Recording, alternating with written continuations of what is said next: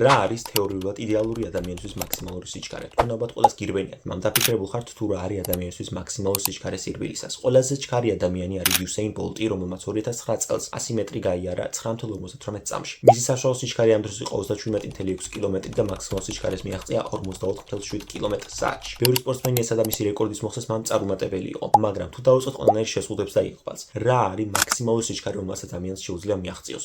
ჩვენ ამის გამო უნდა შევხვდეთ სხვადასხვა შემასრულებელ ფაქტორებს, როგორიცაა კუნთი, რომელიც ასეთ მაღალ სიჩქარეზე ძალიან ჩქარ უნდა შეიკუმშოს. ჩვენ ასევე უნდა შევხვდეთ სხვა ფაქტორებს, როგორიცაა ძვალი, რომელმაც უნდა აიტანოს ეს ყველანაირი ძალა. მისი ლიმიტი არის 12-ჯერ ადამიანის წონის. ნერვული სისტემაც შემასრულებელი ფაქტორი იქნება, რადგან მისი იმპულსის სიჩქარეები არის 100 მეტრი წამში და როდესაც მაღალ სიჩქარეზე დავუპივართ და ბევრი კუნთი უნდა შეიმკუსოს, შეგვიძლია შეგვანელოს. ჰაერის მიღების ლიმიტი არის 90 მილილიტრი კილოგრამ წუთში. ორგანიზმმა ასევე ძალიან ბევრი ენერგია უნდა გამოყოს ასეთ მაღალ სიჩქარეზე, რაც შეიძლება შემანელებელი ფაქტორი გახდეს. ამ ყველა ფაქტორს დავუკვირდებით, ვნახავთ, რომ თეორიულად იდეალური ადამიანისთვის მაქსიმალური სიჩქარე არის 65 კილომეტრი საათში.